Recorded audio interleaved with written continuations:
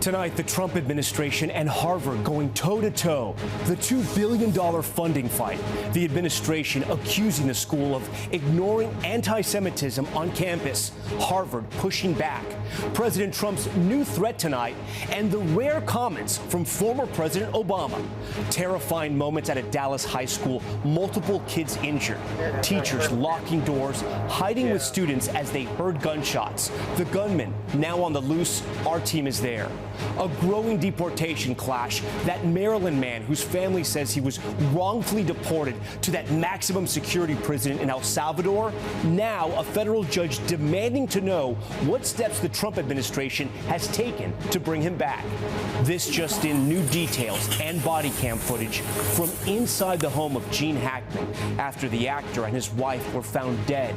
We'll tell you what investigators found in Hackman's wife's internet search history. Also tonight, the new drone hunters. You'll see the FAA's expanding drone detection technology, how they're meant to help with aviation safety. Plus, the new CDC report on autism. 1 in 31 kids diagnosed. HHS Secretary Robert F. Kennedy Jr. calling it an epidemic. But we speak with a doctor who disagrees.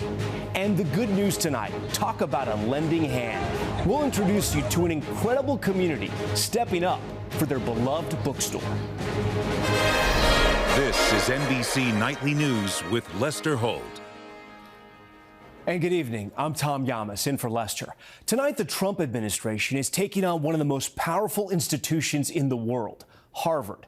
The president today further threatening the school's financial foundations after the Department of Education put a freeze on more than $2 billion worth of federal funding. All of it a reaction to the university's refusal to comply with a list of wide-ranging demands on DEI, leadership, governance, and more. The White House saying Harvard didn't do enough to address anti-Semitism on campus. But the university tonight is pushing back, saying the Trump administration is violating their First Amendment rights. And now, former President Obama is getting involved. It's the most high-profile school to stand up to the administration so far. Stephanie Gosk starts us off. Tonight, it's an all-out battle between Harvard University and the Trump administration. The White House accusing the school of not addressing anti-Semitism on campus. We unfortunately saw that illegal discrimination take place on the campus of Harvard. There are countless examples to prove it. The Department of Education freezing more than $2 billion in federal money after Harvard refused to accept a long list of demands taking aim at its culture and curriculum. The school's defiance being embraced by some on campus. I think it was so important because this attack on Harvard wasn't just an attack on Harvard, it's an attack on higher education. And in that sense, it's an attack on a pillar of American civil society. Today, President Trump also threatening to revoke the university's tax-exempt status, accusing the school of pushing political, ideological, and terrorist-inspired sickness. Harvard University's president says the school has taken steps to address anti-Semitism on campus and calls the federal government's tactics a violation of the school's First Amendment rights. Former President Barack Obama weighing in today, applauding Harvard's decision. Harvard has set an example for other higher ed institutions, rejecting an unlawful and ham-handed attempt to stifle academic freedom. Federal funding has been paused for schools around the country, including Columbia, Penn, Princeton, and Northwestern. The money being used as a cudgel to try to force cultural change. Harvard has the largest endowment of them all, over $53 billion. But there are restrictions over how that money can be spent. So pulling federal grants will still hurt. And the whole country will feel it, according to the president of the American Council on Education. This freeze will hamper Harvard's ability to produce new technologies, new biomedical discoveries, new outreach in public health. We will be in worse shape as a nation because of these freezes. All right, Stephanie joins us now in studio. And Stephanie, Harvard is lawyering up, and they're getting attorneys with conservative credentials? Yeah, they are. They haven't filed a lawsuit yet, but they've hired these two high-profile Republican attorneys. One, the former deputy counsel for President George W. Bush. The other, the former special counsel who investigated Joe Biden and his handling of classified documents. So it seems like they're getting ready to go to court, Tom. All right, Stephanie Goss leading us off tonight. Stephanie, we thank you for that. We're also following that breaking news tonight, a shooting at a Dallas area high school. The gunman identified, but still on the loose. Students shaken as so many are asking about security tonight. Jay Gray has the late details. We got an active shooter, Wilmer Hutchins High School. Tonight, panic and chaos inside a Dallas high school. Oh man, the kids were just running out, all of them. They were running out in floors, man, just hundreds of kids running out. Teachers rushing to lock doors and hiding with students as the gunshots ring out.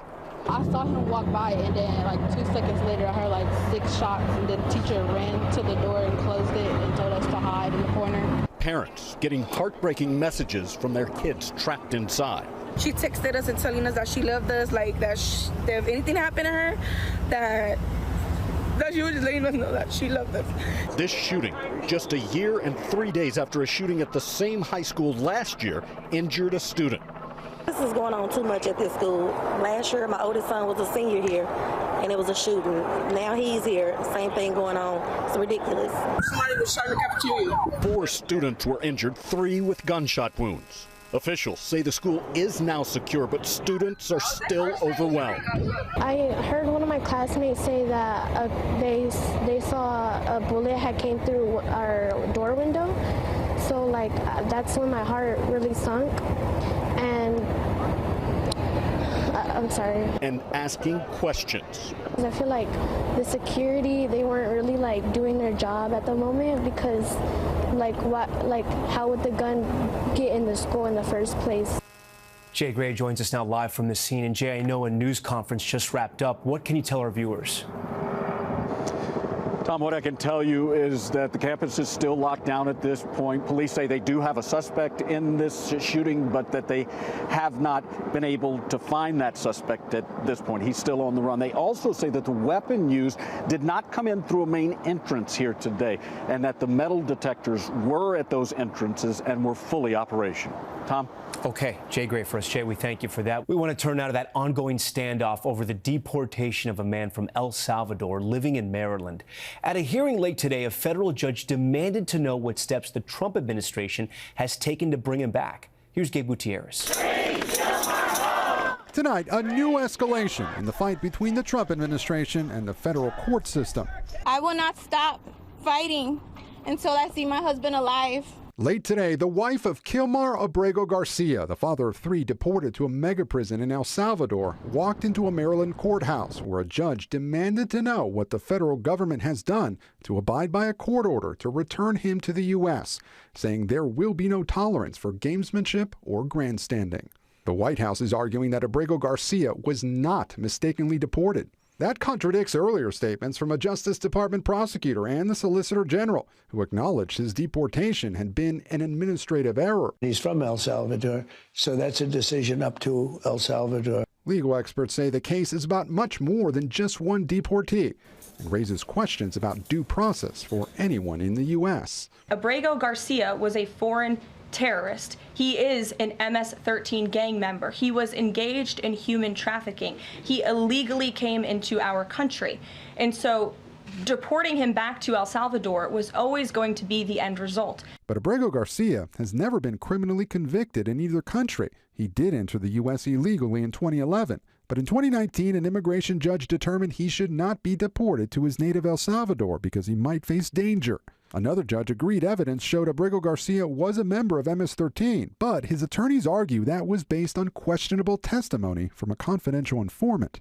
No evidence has been submitted about this allegation, proving this allegation. The Supreme Court has ruled the Trump administration must facilitate Abrego Garcia's return to the U.S., but the Department of Homeland Security said today if he does show up at a port of entry, the U.S. would either deport him to another country or remove his protected status and send him back to El Salvador. The legal fight is quickly becoming a test case for the limits of presidential power and the country's system of checks and balances. They need to comply with the Supreme Court's directive, or the Supreme Court needs to enforce its order aggressively, which should include contempt. And Gabe, the judge was pretty clear today. She wants to move quickly. What are the next steps here? Yes, Tom. She wants Trump administration officials to submit evidence and depositions within 2 weeks. Attorneys for Abrego Garcia are asking for the administration to be held in contempt for its inaction. And today, the judge suggested that she would consider that. Tom? All right, Gabe Gutierrez at the White House. We want to head to Chicago now, where former President Joe Biden made his first public appearance since leaving the White House. Kelly O'Donnell joins us. And Kelly, Biden firing back against the current administration? Yes, Tom, and he's doing that just 85 days after the former president left office. Tonight, Joe Biden is stepping back into the political arena with a very specific purpose: to take on the Trump administration and defend Social Security. Now, he's at a bipartisan conference in Chicago, and there, Mr. Biden is laying out what he sees as a threat to Social Security over cuts to staff, phone services, local offices that he says could affect seniors' access. Fewer than 100 days, this new administration has made done so much damage and so much destruction. It's kind of breathtaking it could happen that soon. They've taken a hatchet to the Social Security Administration. And tonight's speech also highlights that this is a political divide that feels very familiar to us from the Biden years. But it's also right at the front lines of where Democrats are today as they try to define their own message in the Trump era. Tom? Okay, Kelly O'Donnell first. Kelly, thank you. We want to turn out a newly released body cam video inside the home of where actor Gene Hackman and his wife were found dead in February. We're also learning more about rodents found on the property. Dana Griffin has the late details. Yeah, he's down. He's been down for a while. Gene Hackman, the actor. Tonight, for the first time since the shocking death of legendary actor Gene Hackman and his wife Betsy Arakawa, we're seeing the moment officers, at times with guns drawn, checked every room of the couple's Santa Fe, New Mexico home, making the grim discovery. So I think this is where he was sleeping, because there's blood on the pillow and on the mattresses and on the bedspread. Hackman, who investigators say died of heart failure February 18th, lived nearly a week inside the home with his wife's body. He's guarding her. Arakawa was in a bathroom guarded by the couple's German Shepherd, The dog growled at him. along with their deceased dog Zinna, who was still in her kennel. They've been dead for a few weeks. It only takes 3 days without water for a dog to die. Yeah. An autopsy later revealing Arakawa died of the rare hantavirus, a respiratory illness spread through infected rodents. That don't make sense because she was young. She took care of him. No, 100%. According to an environmental assessment, no rodents were found in the main house, but rodent droppings were found in several other buildings of the property. We're also seeing surveillance video the last time Arakawa was seen in public. Here, she's shopping and wearing a face mask. New case reports revealing Arakawa also sent an email that morning to cancel her massage appointment, writing, "So G woke up today with cold flu-like symptoms, did a COVID test, negative." And on her laptop, an investigator says she Googled breathing techniques and on Amazon purchased Boost oxygen canisters. No, it's strange. Dana Griffin, NBC News. In 60 seconds, why another major airliner is dropping flights from their schedules. Plus, the drone hunters will give you an inside look at a new drone detection system to help with safety just months after those mysterious drones were spotted in the skies along the East Coast. The busy summer travel season is coming, but United Airlines says it plans to cut about 4% of U.S. flights in the next few months. While bookings for international trips are still popular, it says demand for domestic travel is down. Today's economic uncertainty also a factor, something both the airlines and travelers are watching closely. Also tonight, the FAA is conducting testing of new drone detection tech along the New Jersey coast. And this comes just months after, how could anyone forget, those reported mysterious sightings of flashing lights in the skies. Sam Brock has more. For the first time in months, drones are back on the public radar and hovering over New Jersey skies. As the FAA studies drone detection systems on the Jersey Shore, a project the government says it launched years ago at airports around the country, but now is expanding to off-airport locations like this ferry terminal to ensure safety between an increasing number of drones and aircraft. Transportation Secretary Sean Duffy says it's all about national security.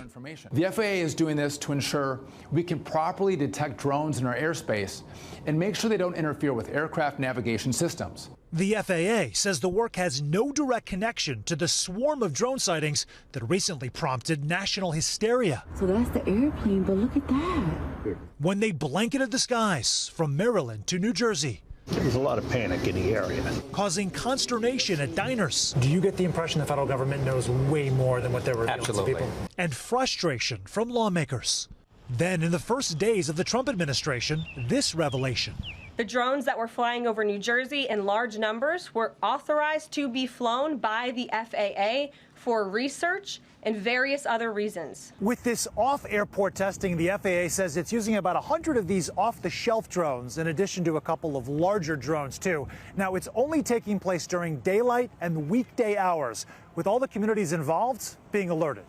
As for why the off-airport testing, the FAA says that's to make sure the drones don't impact law enforcement and medevac services. More testing will be held at sites in New Mexico, North Dakota, and Mississippi later this year. Sam Brock, NBC News, Maplewood, New Jersey. All right, we're back in a moment with an incredible scene caught on camera. Elephants racing to protect their young during that earthquake. Plus, the new details just out about the rise in autism rates. Which groups are seeing the highest? That's next. Did they post that crazy? We are back now with this stunning moment caught on camera. Look closely as these African elephants at the San Diego Zoo. This is during that earthquake when the ground rumbles. You see the elephants gathering, instinctively forming what's known as an alert circle to protect their young. Fortunately, no one was hurt, but a pretty amazing moment of animal instincts on display there. Also tonight, the CDC just released new data on autism, reporting a rise in the rate of autism cases over the last 2 decades. But our Ann Thompson explains why all doctors aren't agreeing on the findings. The CDC says 1 in 31 8-year-olds were identified with autism spectrum disorder in 2022, up from 1 in 36 2 years earlier. Boys were more than 3 times as likely as girls to be identified with autism, minority children more than whites. Almost 40% of the kids also have an intellectual disability. Health and Human Services Secretary Robert F. Kennedy Jr. today calling autism an epidemic. This whole generation of kids is damaged by chronic disease. Dr. Alex Calvison of New York's Seaver Autism Center disagrees with Kennedy's diagnosis. Is this report an accurate representation of how prevalent autism is in the U.S.? No, I don't think it is. I don't think we have an epidemic of autism. I think that there are a number of factors that are driving the increase in prevalence. Such as? Such as broadening diagnostic criteria, perhaps younger age of diagnosis, and getting the diagnosis is a means of getting services, which are important for kids. And he vehemently disagrees with Kennedy's past attempts to link autism to vaccines. The one thing we know with certainty is that vaccines do not cause autism. This has been studied extensively across multiple continents, and it's been well established in the scientific community. Science shows genetics is a factor. Eileen Lamb blogs about raising 2 children with autism while being on the spectrum herself. It's not just a statistic to us, it's more like a call to action. As parents and science try to unlock the mysteries of the mind. Ann Thompson, NBC News. All right, when we come back, what if the supply chain was human? We'll take you to a community quite literally lending a hand to help their local bookstore. That's next. Finally, there's good news tonight about a small Michigan community, a beloved local shop, and a whole lot of books. When Michigan Serendipity Books was preparing to move to a new home, owner Michelle Toplin faced a daunting task. To have put all the books into boxes probably would have taken us 2 or 3 days. Her collection, nearly 10,000 books. So she came up with a novel idea and put out a call for volunteers to act as a conveyor belt. That's an incredible supply chain. You know, it really was. People really consider independent bookstores theirs. Shoulder to shoulder, the community formed a line 300 feet long from the stockroom of the old shop around the corner and into the new store. There was a 91-year-old woman, there was somebody with their 6-year-old child, and we figured if we just did it book by book, everybody could be involved. What began as a single human chain doubled with 300 people and 1 dog turning out to help, including Donna Zach. It was just a joyful experience, passing the books and noticing and commenting to each other about, oh, have you read this one? Have you read that one? I really enjoyed this one. New friends were made as covers of bestsellers were passed from neighbor to neighbor. moving an entire inventory in just under 2 hours. And yes, in alphabetical order. People started clapping and cheering and singing, and it was just overwhelming. Now, Toplin is getting ready for the next chapter, a bigger location opening later this month. And for someone who has read more words than most, when she thinks about her community, she simply has two. Thank you. And we thank you for sharing that story. That's Nightly News for this Tuesday. I'm Tom Yamas in New York. Have a great night.